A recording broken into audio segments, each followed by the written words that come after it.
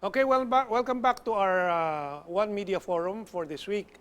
At isa sa mga mahalagang issue ay itong issue ng tubig na nagiging napaka-init at kumukulo na tubig, issue ng tubig. Dahil nga itong lahat ng mga problema na hinaharap natin sa tubig ay privatization na nagsimula mga 30 taon nang nakaraan. Huwag natin kalimutan kung saan nagsimula itong mga problemang ito sa privatization. So we will examine this. No?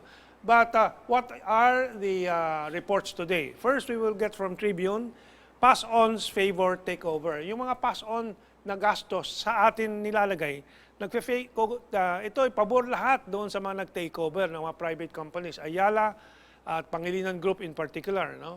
Dati, Lopez yan, yung Maynilad. Nalugi daw yung Lopez sa pamamahala ni Rafael Alunan III. Remember, kasi marami pang pumupuri dito kay Rafael Alunan. Actually, he is a big failure. Ngayon, sumasali siya doon sa mga bumabati ko sa privatization. The truth is, he was a beneficiary. But there are many people like that here. No? So, ano ba ang isang pinakamalaking pabor sa mga oligarchs na ito? The next item from the same report, we highlight. We have reports that a total of 56 billion, sabi ni Duterte, no? 56 billion pesos has been billed in advance to the Filipino people for water projects. Nagbabayad na tayo sa mga projects sa Ayala at sa Pangilinan. 56 billion na, naka-advance sa kanila, nasa bulsa na nila. Hindi pa ni ginagawa ang marami dyan. At tuloy-tuloy na sumisingil sa atin. Matagal ni Kamentong, matagal ko na sinasabi ni Ferdie Pasion, and I would assume si Mauro, but we were not in touch many decades back, no? But kami ni Ferdie, talagang matagal na naming binabatikos ito, and we have been petitioning with RJ Javillana, on electricity naman, yung Jojo Bora, Bochunia, and many others, Now, isipin po ninyo, yung 56 billion, kung nasa pocket ng taong bayan, maraming paggagastusan, makakaikot ng ekonomiya, mapapaandar ang ekonomiya. But no, ito ay hawak ng mga oligarchs. Tapos sila ay kung ano-ano mga proyekto, skyways gagawa sila, sila ang magpapatakbo ng MRT, yung ticketing, all their money is coming from us, advanced by the people. 56 billion, I think we showed the image there, no?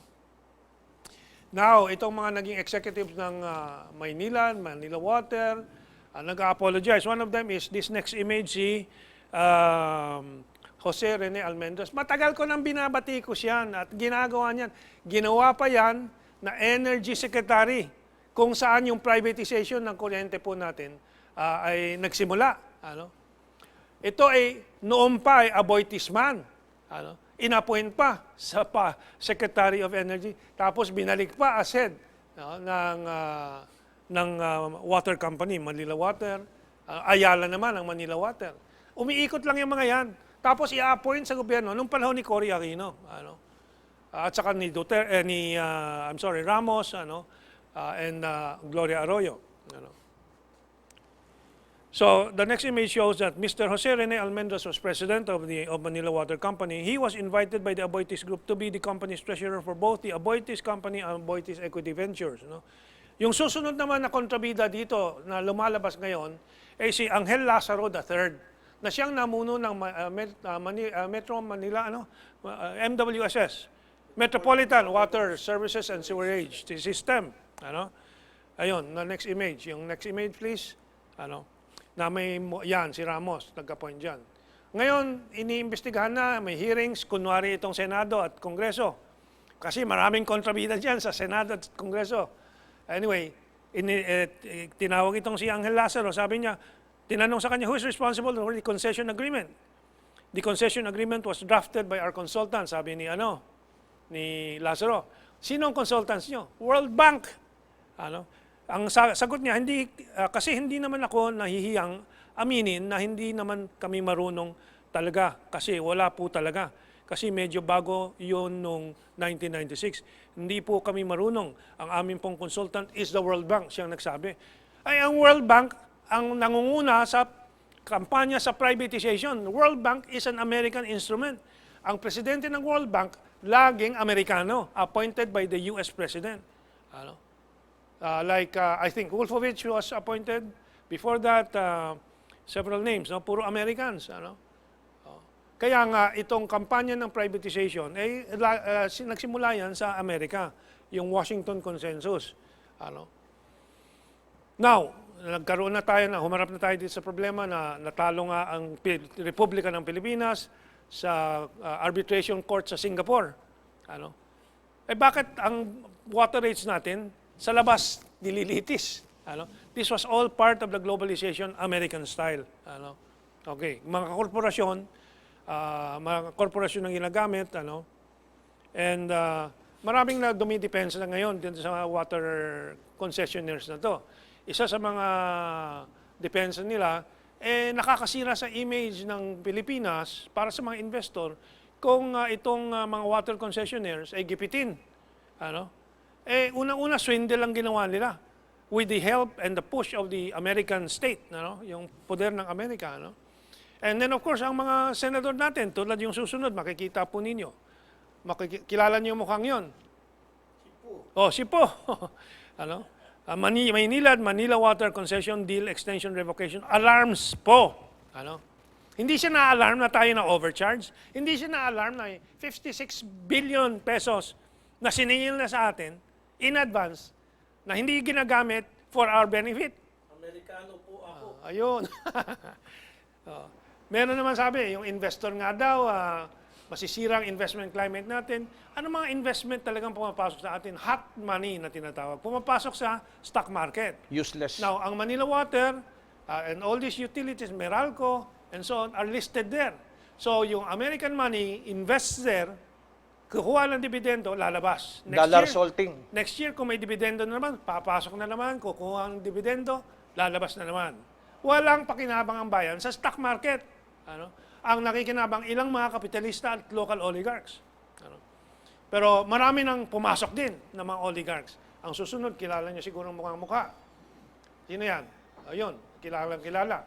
Nagkakaroon na ngayon ng kontrobersya sa Bulacan dahil sa takeover ng mga bilyar sa water system doon. Ano? Okay. Pumasok na rin si Villar sa water system. Madaling pagkakitaan kasi yan. Ginagawang negosyo. Kung ang gobyerno, tulad nila Cory, nila Ramos, nila Gloria Arroyo noon, na nagpapakasangkapan sa mga oligarchs. Si Presidente Duterte ang naiiba.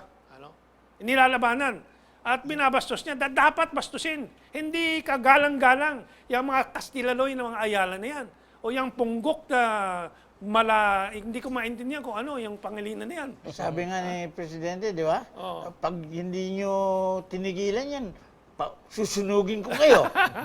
Mambubuluntin ako magdadala ng tangke ng gasolina. Pero may mga economist, mga UP graduates. Ayan, yung susunod makikita mo nyo. Si economist Calixto Siquiamco told ABS-CBN that bullying concessionaires will have huge reputational cost to the rule of law and sanctity of contracts in the country and will impact water security, credit ratings, and investments. Econoquac. The first sanctity of contract is the social contract of the people. No, if the contract is patently against public morals, public welfare, against the Constitution, against the sovereignty of the people, as enshrined in the Constitution, that is null and void ab initio. Precisely. There is no sanctity. Lumalabas na ngayon yan, from our Solgen na maraming unconstitutional doon sa mga privatization na yan. So, you saw Calixto Siquiamco. Calixto Siquiamco is an economist with a group called Foundation for Economic Freedom. Koleksyon ito, pagtitipon nito ng mga economist tulad nito. When you say mga utusan ng mga oligarchs. yes, when you use freedom, that betrays you as an American puppet, a puppet of the IMF World Bank. Okay. Pero what I see as significant dito sa issue ngayon ng tubig na yan, yung assertion ni Presidente ng kanyang power. That's right. Yung sinabi niya, papatayin ko susunugin. No, what happens? Nag-ano na sila? Umata na sila. Hindi na kami kukolekta. At hindi na namin ganyang kadali, di ba? Ganon. Kasi puro lang you yun. just use your presidential power. Precisely. At mamaatin natin ang just social system na social justice. There are 2 points I want to make at this point. We have mga 4 minutes left. Number one, may nagsasabing maraming mawawalan ng empleo kung hindi ma-extend ang concession. That's nonsense. If government takes over, just retain all the employees, fire all the And- overpaid executives. Yeah, Kamentong, I would just like to let the people know that the Commission on Audit already has a decision, not an opinion, but a decision that these companies are public utilities. That's right. And all the President has to do is to implement this Commission on Audit decision and let these water concessionaires go to court if they want. But let us implement the Commission on Audit decision, which is backed up by an OGCC resolution during the time of President Erap that indeed they are public utilities. And we can even declare the concession agreements as null and void ab initio because the MWSS cannot redelegate what has been delegated right. to it by That Congress. was anomalous in the first place. Yes, and the contents. At alam mo ba yung mga bonus ng mga employees ng MWSS, kinukuha sa mga private concessionaires. Kaya hindi sila nagrereklamo kung nagtataas ang rates. Regulatory capture. Doon nila kinukuha ang mga biyaya eh. Anyway, there are so many points, no? But as usual, we are short of time. Even their taxes have been passed on Yung to us. income tax nga, I was going to corporate income tax is being charged to us, the But they're consumers. enjoying tax holidays. May tax benefits pa sila. Talagang yung distortion na ginawa. What does this all point to? That the president need to really use his iron hand Yeah. Yes, para sir. institute ng significant changes, Yeah. important changes, changes that the people need for the betterment of their lives. Ferdie. Well, I am a CPA, so I also know about business. You know, businessmen all over the world will, have more confidence in the Philippines if these people are jailed because we are keeping them, these useless monopolies and oligopolies. These are already things of the past. These are already dinosaurs. Monopolies and oligopolies must be totally eradicated. We have to go to more to the old regime wherein the government earns income from the little price that we were paying for That's our right. water. So government was very efficient. They just deliberately destroyed the MWSS to That's right. give the impression that the government is inefficient so that they can privatize everything. Okay. Now, let's look at the experience of the whole world in privatization of water. Bolivia. Let's look at the next item we have prepared for you.